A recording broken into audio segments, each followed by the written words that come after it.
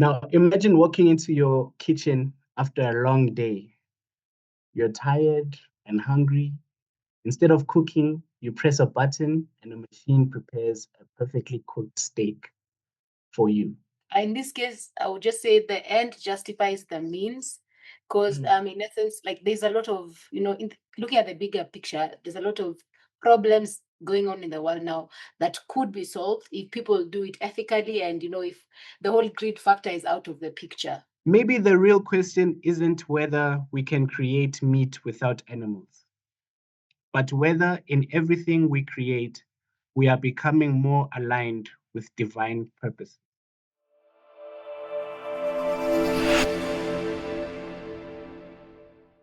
Welcome once again. This is an amazing topic that I think I've curated, something I've thought about for a while, and I think it's something that we could all learn from.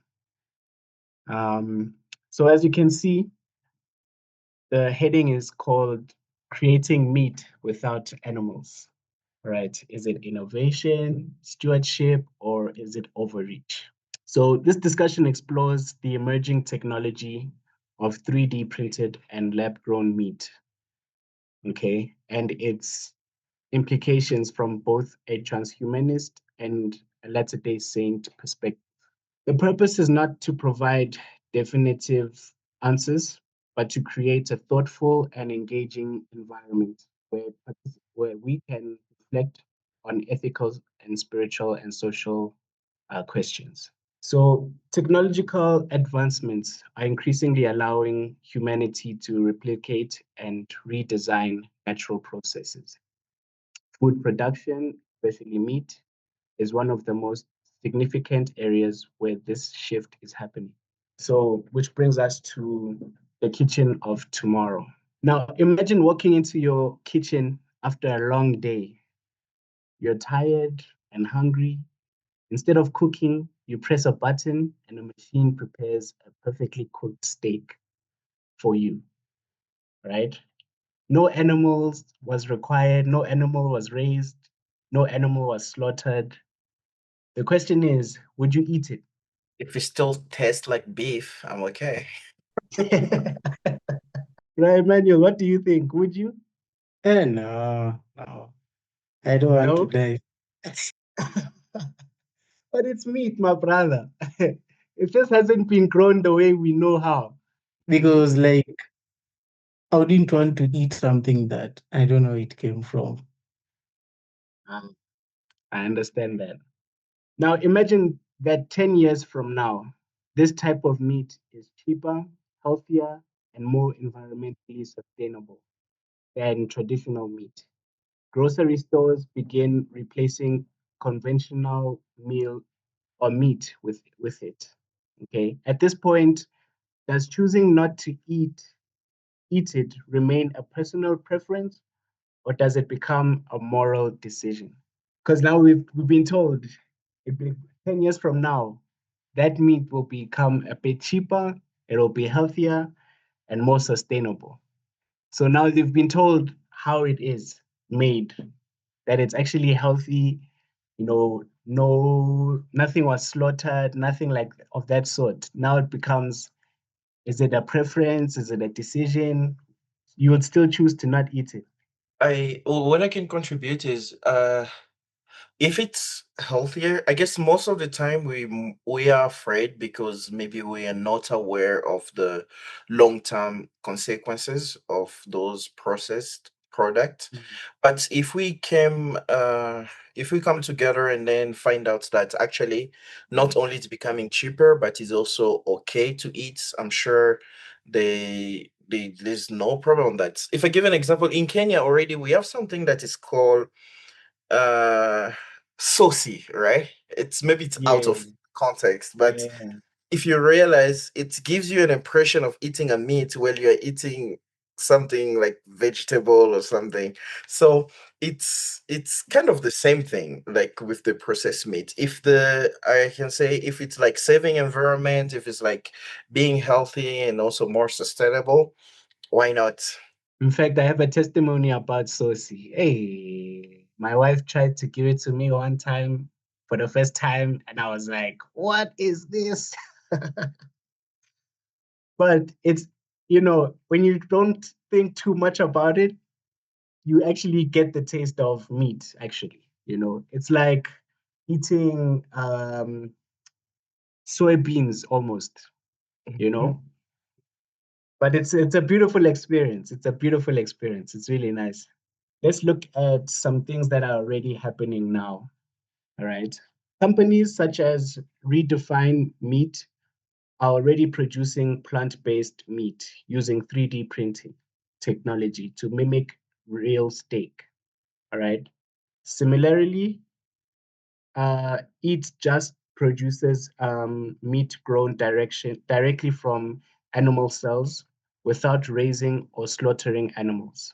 This demonstrates that the topics is not theoretical. It is already becoming part of modern food systems. All right. So these are two companies right now that have indulged in the making of 3D meat. The main question now is, just because we can, should we? All right, let me give you a bit of a background, because this is the core tension of the discussion. Just because we can do something, just because we can do something, does that mean we should? Modern livestock farming uses significant land and water resources and contributes to environmental strains. It also raises ethical concerns regarding animal suffering. At the same time, many people around the world still experience food security. Okay, so if you see this diagram that I've procured here, interconnected global issues. All right. On the left, you have the animal suffering in factory farming.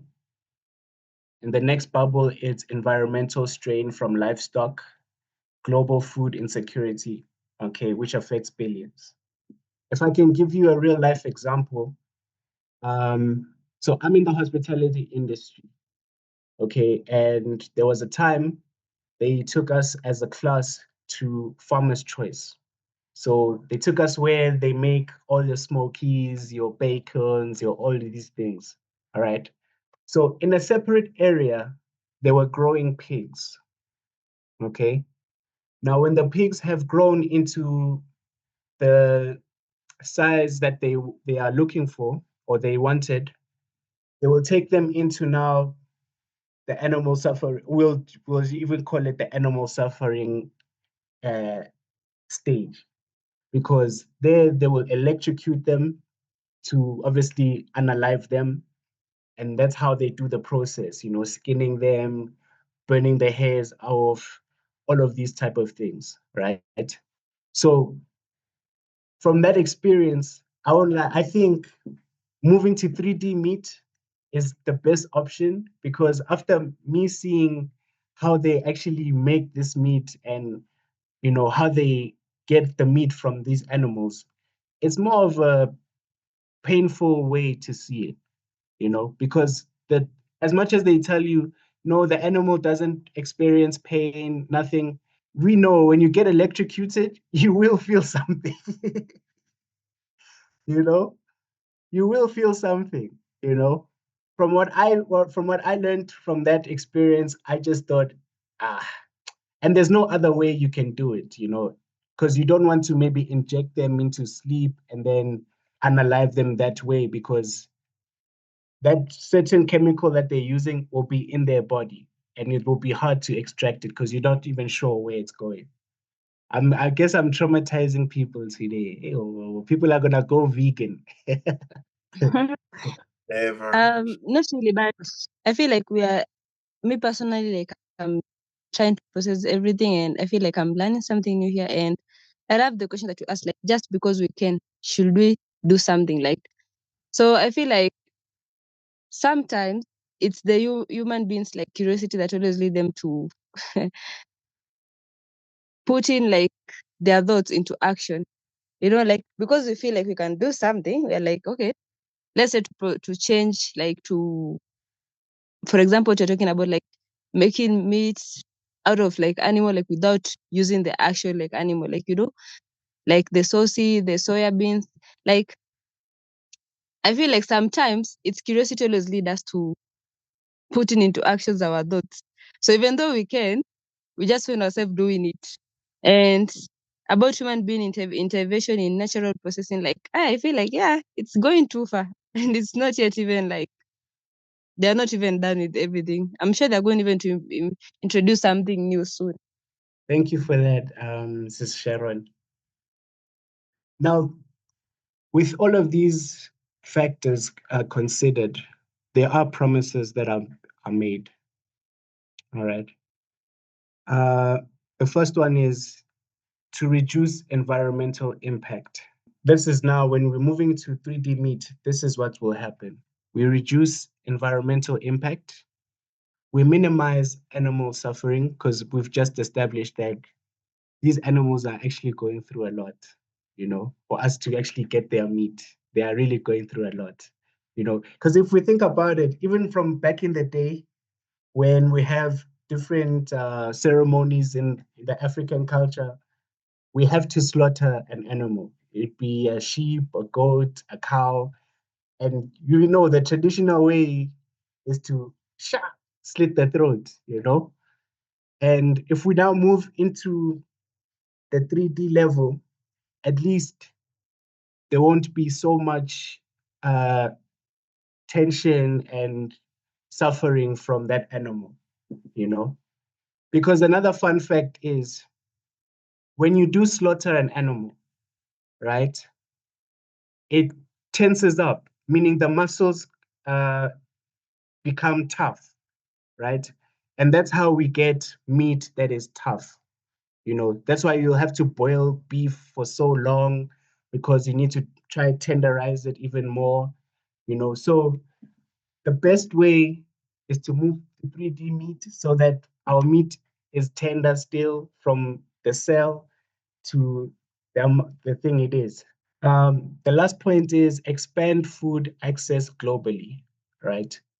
So the more meat is being printed, so to speak, the more people can, you know, be fed, and there won't be such, you know, there won't be so much food scarcity at the end of the day. Hi, Austin, a question here Yes, before you continue. yes.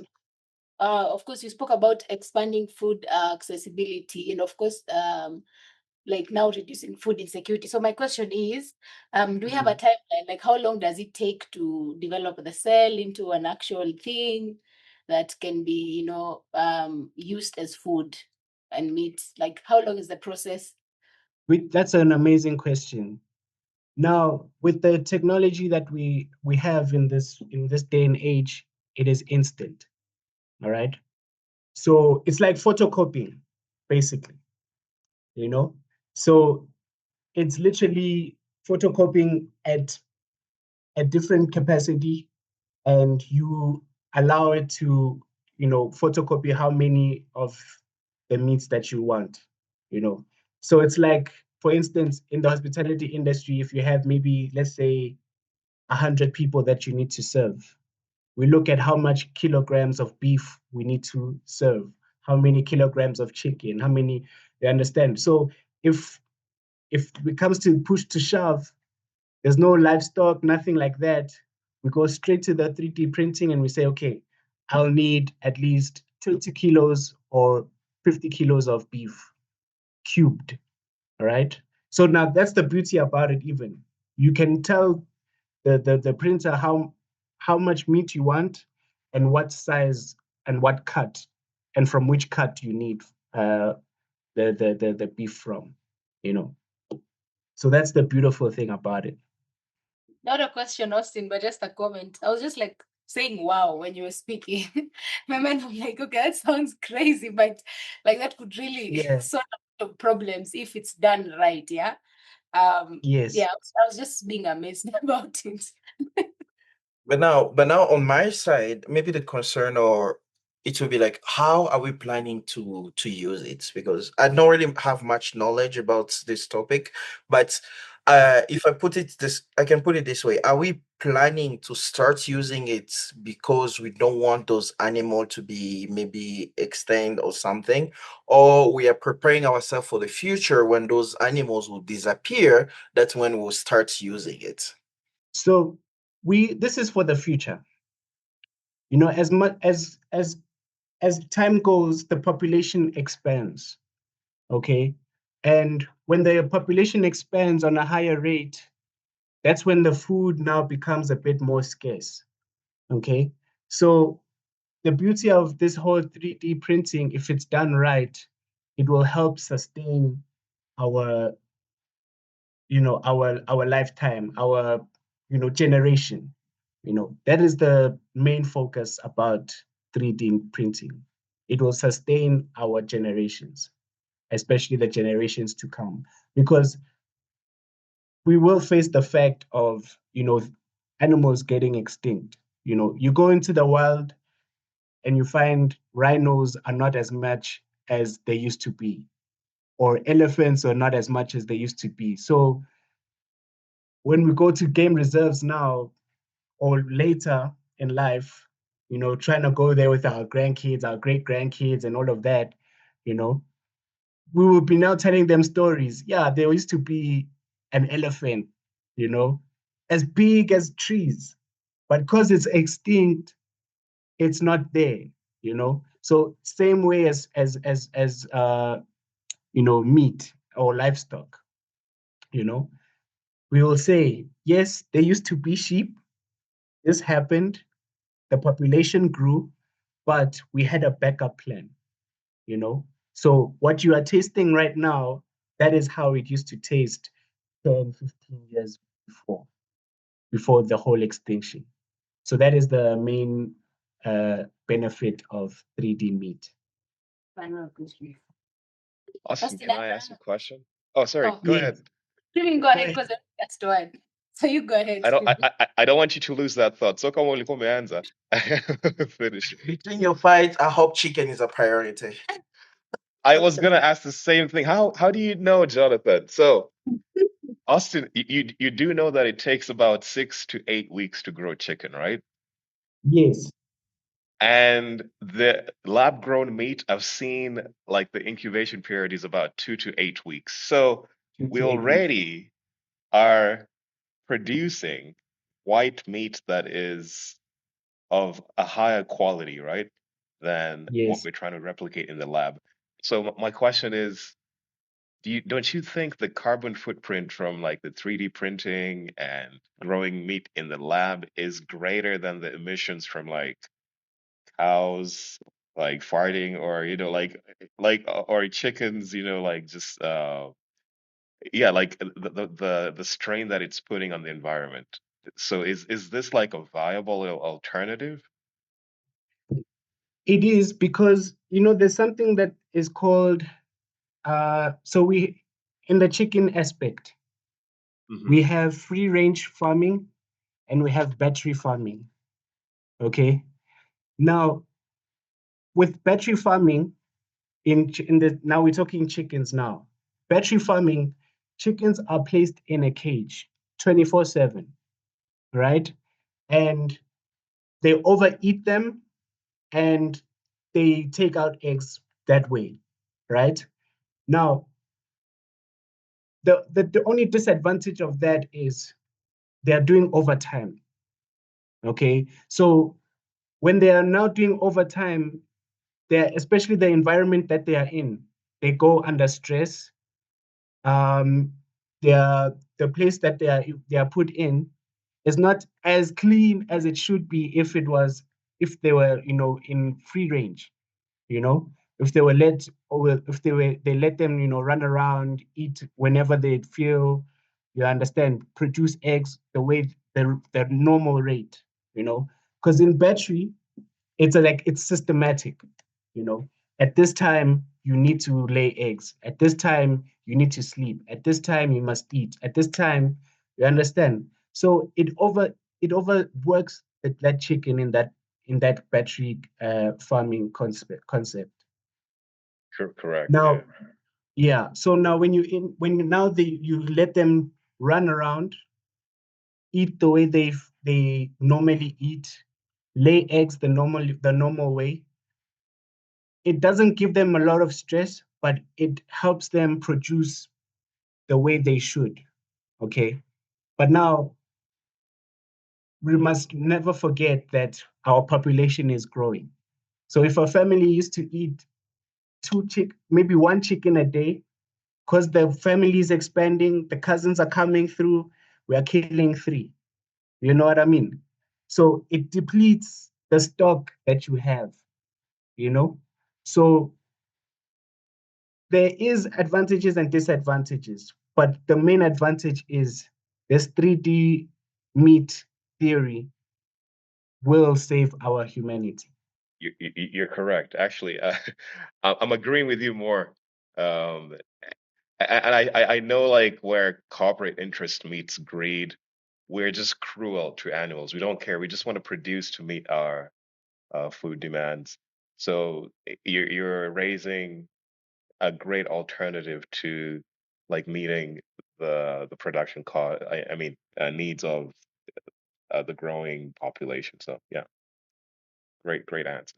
Austin, let me see if I remember what my question was. But yeah, just like Yeah. Stephen, I think you're convincing me more on this thing. But like, so this is the thing, as a chef, right? Like Yes. people prefer organic things over whatever is already going on right now, right? Uh-huh. So how does this now shift your perspective? Because like preference already is over organic things. Apparently they taste better, all of those things. Now, what are your thoughts about this in regards to that? Because now you know how these things are. So for me, when I was doing my research on this, so I've been actually thinking about 3D meat for a couple of years now. Okay. In the hospitality industry, there's certain machines that are introduced to us that helps with production. For instance, there's a machine that you can, for instance, if I'm trying to boil an egg, okay, let's say if I don't know how to boil an egg, all right, I will place the egg in a container, like a metal container, add some water, and then I'll put it in this machine. Now, in this machine, it has settings. Okay, you can tell it what type of egg you want. Okay, let's just say boiled egg. Okay, on this particular machine, there's a setting that says boiled egg and the time it will take for it to boil. Same as if, for instance, I want to make a steak, but I want it to be medium rare. And I'm not Gordon Ramsay. You know, Gordon Ramsay will show you if you touch it with your hand, this, if you feel your hand, this is, and you don't know, you don't have that knowledge. You just press it on that machine. You tell the machine, I want to cook a steak, uh, medium rare. All that I need to do on my side is just season it well and put it in that machine, and it cooks it within that time.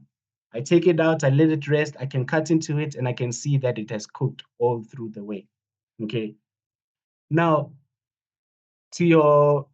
as a chef, it it does make people feel a bit, they'll think twice about it.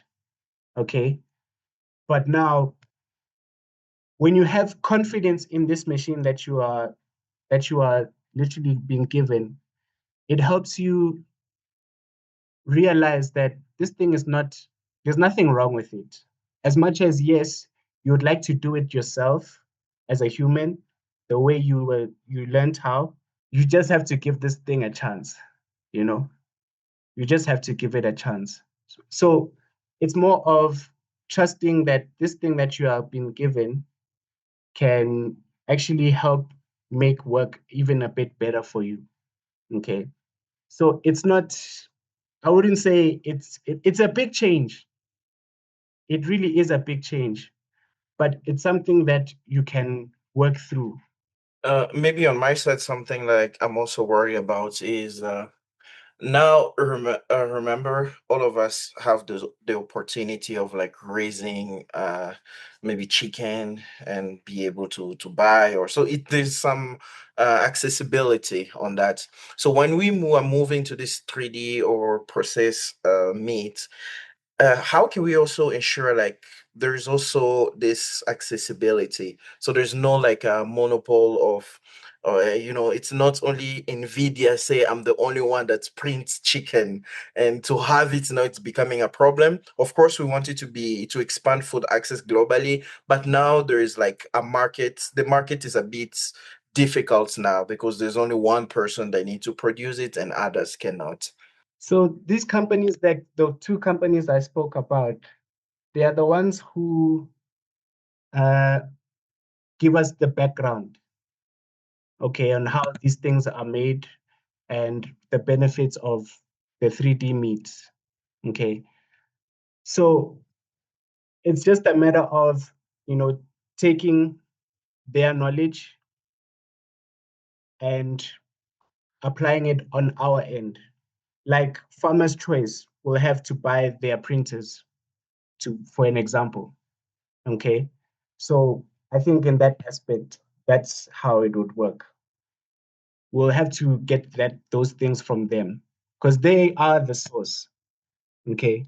Unless one of us, we go into AI and we find a way of how we can, make this thing ourselves, but it's part of the advancement. It's really part of the advancement.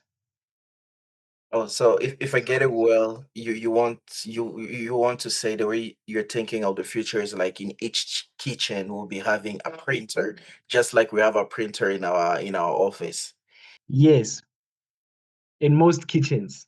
In most kitchens. So we are closing the butchery business. We are closing it. In fact, we are opening a better one. We are opening a better one. Austin, I used to think there's no, I mean, this field AI wouldn't take over, and people will still have jobs, but it seems like it's also infiltrating, yeah. So yeah, it's interesting. I think that's the scariest part, especially in the hospitality industry, because there's so many chefs who do this with passion and they love playing with flavors. They love, cooking it from scratch.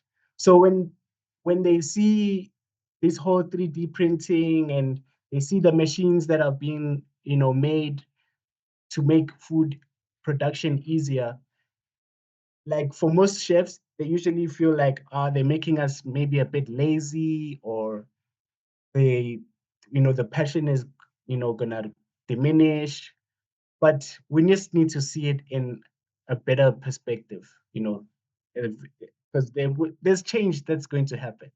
So, Austin, I'm not sure if you heard about the controversy surrounding like these companies. So, Beyond Meat, Impossible Foods, um, obviously they are competing with just naturally grown meat, right? Like produced meat.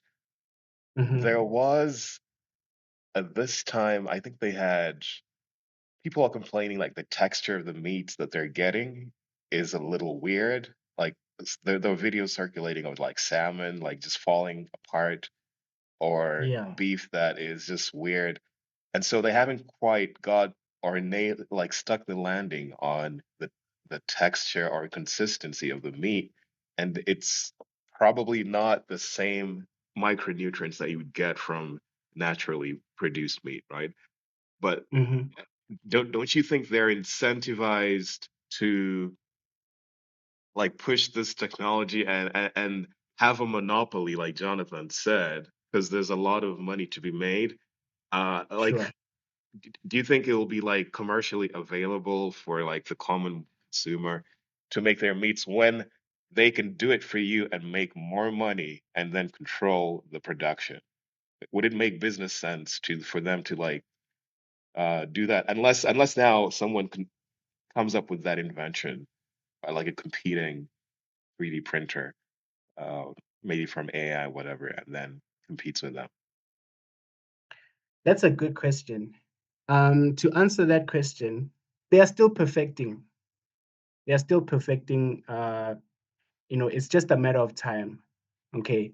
Yes, the disadvantage is people will try and replicate some certain food, and just because they're trying to make a quick buck, they will omit certain steps.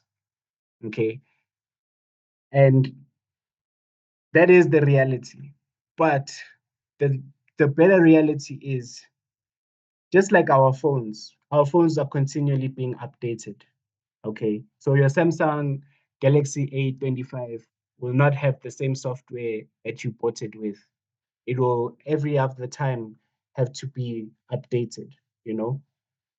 But at the same time, we need to find out, which companies are the legit ones. You understand? What type of material are they using? Is it harmful to the environment? What are the benefits? It does get tough. It does get a bit tough, right? Because at the beginning, it will obviously be companies with lots of funds that will purchase the machines and produce the meat and sell it to retailers. Okay. But like supermarkets and other convenience stores. But at the same time, in order to inherit, the monopoly, they'll have to make sure that their product is not flawed at all. It will take time. Yes, mistakes won't be made. Okay, it is a machine, right? But yeah, that's the benefit. It will take time, and as time goes, the technology becomes better. Austin, can I also just share something in regards to what Scriven was saying at the end? I feel like Yeah. in the beginning, definitely business-wise, these people will create a monopoly because if I'm gonna make a lot of money out of processing meat and selling it to you, I would rather do that than expand the possibilities of you being able to do it for yourself. So I'm sure when they start, definitely those people will make a lot of money. And maybe if someone comes up with an alternative and the competition now begins, then maybe will we now decentralize the whole thing. But I feel definitely it's gonna be we are going to be buying it in the supermarket mostly, I'm sure. Sure. Yeah, because those people will be making a lot of money. For me, I think a bit differently because when we advance to that point where we are printing meat, when we advance to that point where we're printing meat 3D, it will be a matter of the companies that are giving us meat right now. Instead of having slaughterhouses, they'll have the 3D printing machines. So it's in terms of like, how companies do research and development and then they invest in different things based on the research that they've done. This is what they will invest in because they will know this is how we are keeping our business alive. So from my perspective, there won't be a monopoly in the market, but it will be a venture where every other business that has been in this industry already will try to pursue as part of them remaining relevant in the market. Hello. So, like, I wanted to ask a question, like, regarding to what you guys are talking about, like, the monopoly part. Don't you feel like if they start now processing the meat and then they introduce those machines, like, don't you think it will affect even the small farmers that always like sell out the meat to the society and things like that? What do you guys think about that? You are very right. It might just mess up their cash flow on their end. But now, if we do introduce them to these new changes, they could be maybe, the middlemen, right? Because they have the knowledge of how these animals grow from birth. Okay, so if they was to give their knowledge to these franchises, these big businesses that do these 3D printings, they can be giving them pointers, on how to do these things, what goes well with what, how long, the time period, should it take, because as we have established, it happens like in an instant because of it's generating through cells, right? But maybe to include them in that whole process, they could be the ones who actually say, okay, once this thing is done, once it's made, we will be the ones to inspect it, to check if it's actually the correct way. You understand? That way they can feel like they are part of that whole community of 3D printing, because we're not trying to cut them out completely. We need people who will say, yes, this is how it looks and this is how it should be. They should be the ones to even do the testing. you know yes, it tastes just how it should be if it was grown naturally. So it's not a matter of we tunawachana now kabisa. We need to actually include them in this venture that we are taking part in, because we don't want them to be out of work as well. So that can also be a way of how they also feed their families as well in a more temporal way. Yes, Brother Grief. Yeah, Austin, I was gonna say, I like what Cynthia said, and obviously the question that Sharon asked was very important because it's gonna be disruptive, right? And change is sometimes disruptive, and so we need to have an alternative or like a good exit ramp for people who have been relying on producing meat so that they can feel still relevant. But I do think that if I was starving and I was offered an alternative meat or a processed meat option that was grown in the lab or was 3D printed and it's solving my immediate need for food, I would eat that thing, right? I wouldn't care where it came from. So um, I'm sure there's noble causes that it's going to it's being done for noble causes, but there's also the risk that we run of just greed and corporate interest like seeping in. So I think we should have these conversations and have some ethical guardrails that, as we do this, let's not step on the small man, but let's empower them or have a decentralized way so that everybody can benefit from this technology. So now we go to the gospel-based perspectives. The idea that the earth has enough and to spare suggests that scarcity may be influenced by how resources are used. Does the technology help us use resources more wisely, or does it distract from deeper issues? I think that is one of the questions that when I went through this whole thing kind of stood out to me. So stewardship, could meatless production could meatless production be better stewardship of God's earth? The word of wisdom, if meat causes no harm, does it propose change? Human agency, when does innovation become overreach? Compassion, do we have a moral duty to reduce suffering? So maybe we can start with the first one, stewardship. Could meatless production be better stewardship of God's earth?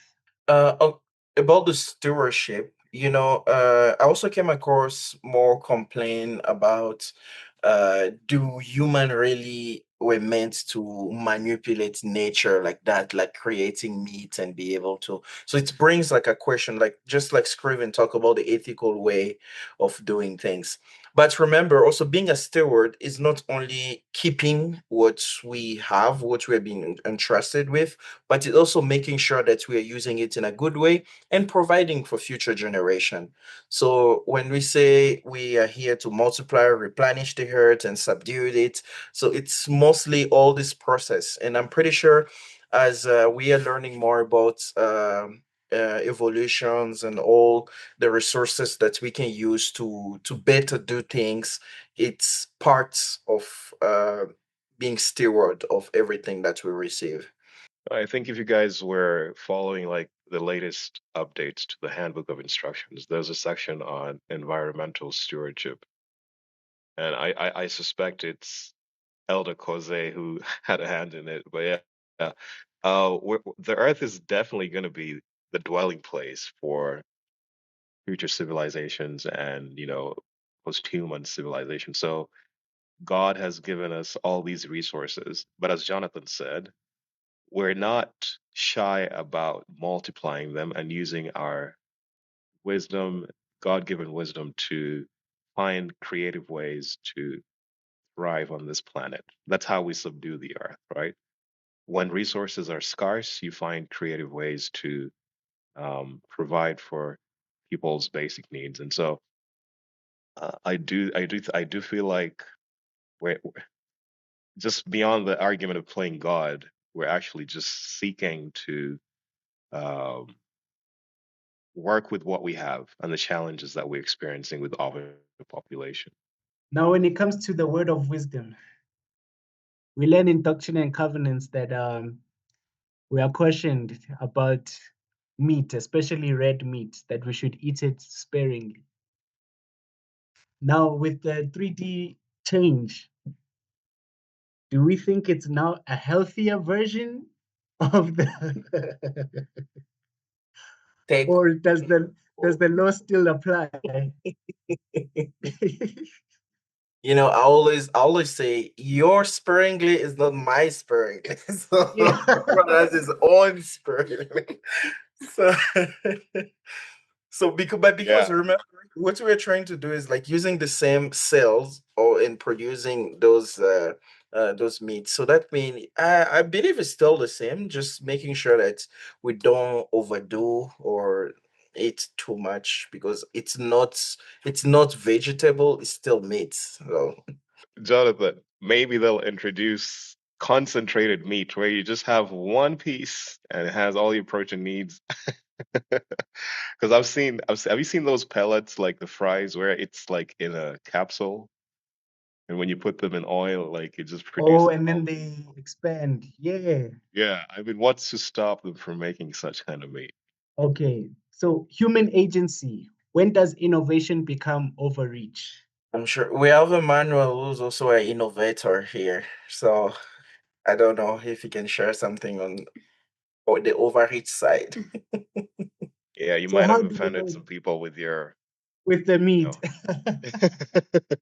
left the chat. No, I'm just kidding. They started some beef. All right. Now with compassion, do we have a moral duty to reduce suffering? One thing that I learned from Christian ethics is like you go for the how do you call it, the less evil thing. So I feel like if we have much compassion and then we feel like there is a need of coming up with new technology and resources of getting things done, if it's done in a good way, as we always teach in the association, and if it's done in a ethical way that we believe that it's not only uh to help others but it's also contributing in the evolution and then preparing ourselves and all that. So the the moral duty is still there. The moral duty to reduce suffering, the moral duty of having things accessible to everyone, the moral duty of coming together and doing things that don't like we are not leaving anyone behind. So one thing also I learned about meeting, we are mostly how can I say, we are mostly worried about the ethical, worried about the monopoly. So that's already gives a perspective of what we want. It's not actually the meat that we are most worried about. So that I like that. Uh-huh. So obviously, I'm not sure how many have read this scripture in DNC 49 that speaks about all the beasts of the field and the fowls of the air. They were made for man and for Yeah. the use for food and for raiment, right? So God Mhm. ordained uh, them for that use. Now, not everybody is omnivorous, like they like meat. Some people are vegan. So whatever your lifestyle, it's good. But it cautions against forbidding people to abstain from meats, right? Because God intended us to use what He gave us and to multiply it so that it's enough for the world's needs. Um, I feel like a lot of the scarcity is superficial. Like there's enough and more to spare for everybody, but like obviously there's greed and people who hoard all these resources, right? I'm sure we can fit all the people, the population of the world, probably in one continent or a couple of countries just combined, right? So there's enough uh, land and resources to keep producing indefinitely meat and other food resources for generations to come. But a lot of it is obviously human intervention and greed and all of that. But I like what he says in DNC 49:20. It says it's not given that one man should possess that which is above another. And that's where our ethics kind of go south, right? Yeah. Yes, all these things are ordained of God, but now the fact that people want to be the honcho, like the main provider supplier of these resources, that's what causes that scarcity. And it, you know, if you know about circular economy, it doesn't trickle down to the common person, and so it's like that person can actually just exercise um, their will on the people, and even the regulation of the prices is not great. So we we have an obligation to be part of this conversation because I think it's the wave of the future, and if we're left out of it, then we might have the short end of the stick. Okay. So we've come to the point where we get to the transhumanist perspective or the view. From a transhumanist perspective, this technology represents humanity using innovation to improve life, reduce scarcity, and reshape natural processes. It reflects a broader trend of enhancing and optimizing the human experience through technology. However, it also raises important questions about the limits of human modification of natural systems. Now, the hard question that we're facing is if we can redesign food, could we eventually alter how the body needs food? What does that mean for the body as a divine creation? For instance, all the vitamins and minerals are packed into one capsule, we put it in the fryer and boom. How does that change our eating pattern? Yeah, so in IT, they usually say the input determines the output. So whatever we put in our body will determine how the cells will work. So if we, for example, take in too much protein, we become a bit masculine. So if we redesign the food, eventually we might start having challenges that maybe we never had before, or we might be able to heal diseases that we didn't know the cure. I mean, Austin, it's interesting how like astronauts survive in space, right? Um, I mean, it's possible to survive on just supplements and pills, and your body just needs the nutrients. Like you could skip the substrate or the food part. But yeah, definitely, it does raise that uh, question of if we can provide the body with the nourishment that it needs without the conventional foods or traditional foods that we know, then what does that mean for um, you know the future of humanity, right? And as divine uh, divinely created beings, then it might it might solve a lot of the problems that we do have um, with disorders. You could just have what you need for your body. Uh, Food deficiencies. I mean, nutrient deficiencies. That's what I mean. Like, it might make it more accessible to more people. So I can see a situation where we could solve hunger and malnutrition at the same time just by these technologies. Yeah.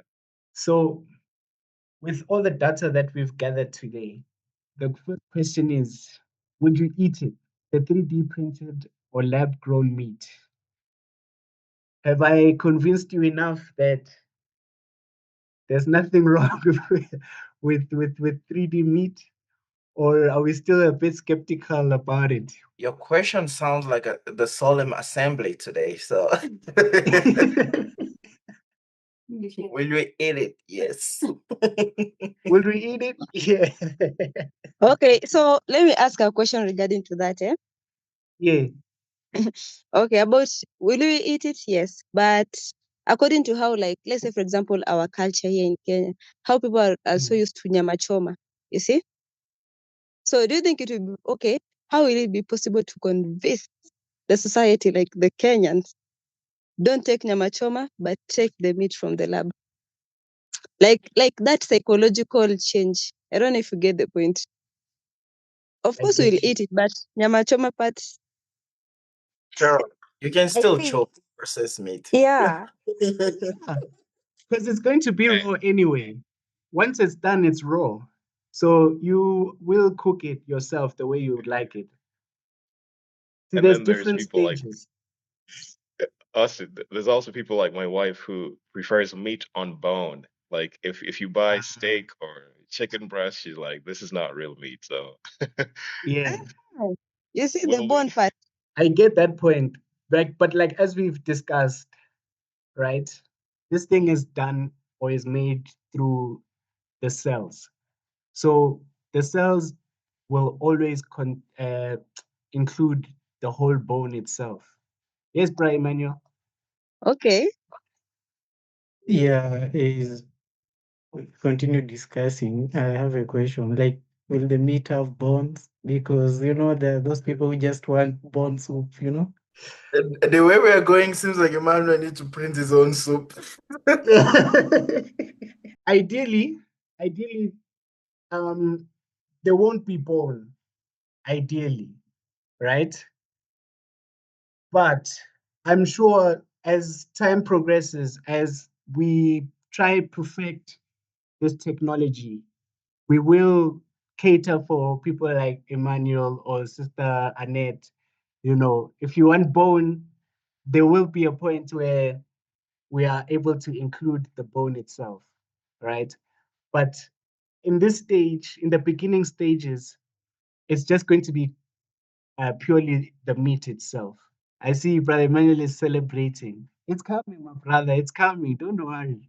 So for me, Austin, Now, I feel like, let me yeah. answer also one. Yes, I would eat it, but I feel like for my peace of mind, I have to taste the processed meat and the real meat and just sense if there's a difference. So then I can agree what path I want to go down. But yes, I'm positive to eating it, except the taste part. So that's the only thing I would like to, compare and agree on. I will make a promise.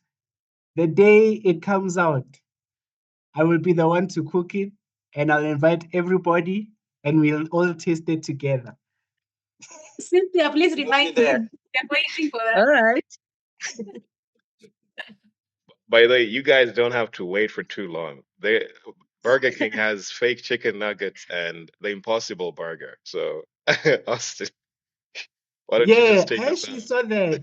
I actually compared the Burger King from South Africa to the one here in Uh-huh. Kenya. Can I Yep. just say, the one here in Kenya is a bit on the fake side. It is fake. I'll tell you that. It's not. It's like as fake as sausage, man. For real. Yeah. Now, according to God's plan, does creating meat this way align with the divine purposes for the earth? Personally, I feel like God gave us dominion over everything. and the wisdom to be able to do anything possible in a wise capacity. So I feel like we would not be defying his laws. Instead, we would just be living by it. Thank you, wife. Does the method matter? If distinguishable from real meat, does origin still matter? Like we've established, the Burger King, it's a bit on the fake side, right? Meaning they're using the wrong 3D printer, according to me. They're out of ink. They're out of ink. So on my side, what I believe is like mostly it's the mission and what we want to achieve at the end. Yeah. If there's some people who tell you maybe orange in Kenya doesn't taste and the orange in Congo is better than the Kenya. But if at the end there's still the same vitamins that you're getting, the vitamin C and everything, I feel like the end product or the end mean of everything that you're doing, it's what's matter. So if we reach a point whereby ethically and on a nutrition perspective and everything gathered together, we can really uh, create a product that goes pairs with the original. I'm sure that doesn't really matter to be comparing again the original and the I don't want to say the fake one, but the processed one. The GMO process. Because, in fact, I can agree with what you're saying, Brother Balonda. 10 years ago, when we were eating oranges, we would always find the seed inside. And then after some time, you would eat the orange and you won't find the seed. So we're now starting to question ourselves, is this thing real? Or what happened? What happened? What went wrong? So I guess it's just opened our mind. The seed migrated. The seed migrates. Yeah, for me, also, I also wanted to share, like, in this case, I would just say the end justifies the means. Because, in essence, like, there's a lot of, looking at the bigger picture, there's a lot of problems going on in the world now that could be solved if people do it ethically and, if the whole greed factor is out of the picture. So, yeah, honestly, it doesn't. Yeah. So the last question, as we wrap up, where's the line? Is reducing animal suffering a moral responsibility? And how far is it too far? Oh, I just have a crazy idea, but anyway, let me just voice it out. I think we are morally obligated to put animals through the least torture possible. Like, morally, that's what just is imprinted in our minds. But then for me, how far is too far is when we decide to move from 3D printing of meat to now start printing arms and legs. Like, instead of using prosthetics, we now start printing out human body parts. That would be too far for me. Wow. That's a scary thought. Just confirm it's not for eating. Yeah. Yeah, because I was gonna ask, is the next Nini like cannibalism? Because who would Yeah. stop me from eating like? Oh, no, it's not for eating. I'm just thinking like in the medical perspective. When Yeah, someone yeah. loses an arm or a leg, instead of using a prosthetic, now we start printing out. It would be like we're trying to play God. Before I wake up with no arm, I'm a test subject. But that is true. That is very true. Because if you were to think about it, right, in order for our limbs to function, it needs nerves, arteries, certain blood vessels. So if there was to do something like that, that could really be that can actually happen, honestly. No, That that could is really, too far. That is too far. That's that's why I too said that far. is too far. Yeah. But I can be mean, close. right now, aren't they like growing full hearts and like Uh-huh. organs and ears on people's forehead, right? I've seen that happening. So they're just one Yeah. step removed from like growing a whole limb. A whole limb. Yeah. Oh, I don't really have like any input, but I'm just thinking about like the whole thing of processing like human arms and body parts, and I'm like, yo, you won't be surprised Yeah. by the way. 2 years Mhm. from now, you won't be surprised because right now, like they have already started refilling the lips, like some body parts. So it won't surprise you actually if they start, Botox. yeah, if they start recreating human body parts actually, especially let's say for example for people that maybe they were born with like disability. So Yeah. don't be shocked if one of the doctor comes up with an idea of instead of the disabled using like those plastic legs and arms, don't be surprised if they start innovating like real human body parts in future. I don't know if you guys remember the meeting that we attended like last year, that um the summit, where like they had already improvised like a machine whereby the doctor could use the machine even if they're not close to the patient, and control using technology to do the massaging and things like that. So about what Cynthia said about like if they do that, they'll be eventually going too far with everything. But don't be surprised 2 years from now. Personally, on this story, on this concern, I have a different opinion. I feel like it's not going too far, because essentially, it's also like filling in a gap. It's giving, for instance, like people with disabilities, it's giving them an experience they thought they would never have. You understand? Like prosthetics are good, but if someone would actually get something that looks like the real thing, then why not? Like, I feel like it's gonna be, a good solution, for such situations. So for me, if they do that actually, and again, ethically, it has to be well said. I feel like it's gonna be a very good thing, to be honest. So, in closing, maybe the real question isn't whether we can create meat without animals, but whether in everything we create, we are becoming more aligned with divine purpose. With this statement, personally, I'm still figuring out where I stand on this. I can see the benefits, but I also think there are important questions about how far we should go and with this kind of technology. From what we've gathered today about this 3D printing and all the benefits, you know, can that come with it, I do see it as a very great advantage as long as we don't use it to, number one, make a quick buck or to disturb people's lives around us. It should be there to help and uplift our communities, help us in the long run, because things are getting extinct. Animals are getting extinct, cows are getting skinnier by the year. So it does put our generation or our species in jeopardy.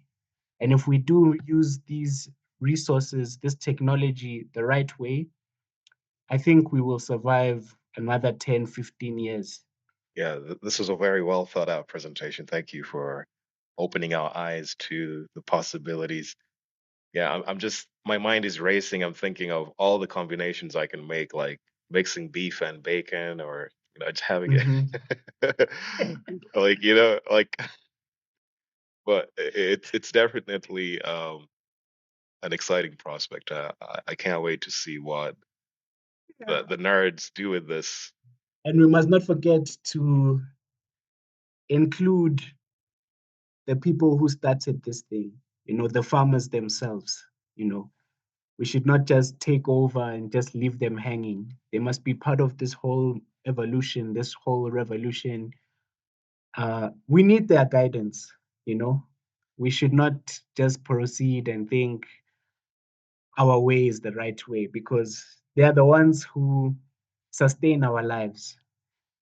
So if we include them in this journey, I'm sure we will be able to save all of humanity, including them. I'd like to say thank you for the opportunity. Thank you for trusting me to come up with this topic and bring it to you guys, as a little controversial as it is. But I hope we've learned something from it. I hope we can take away some good points from this as well.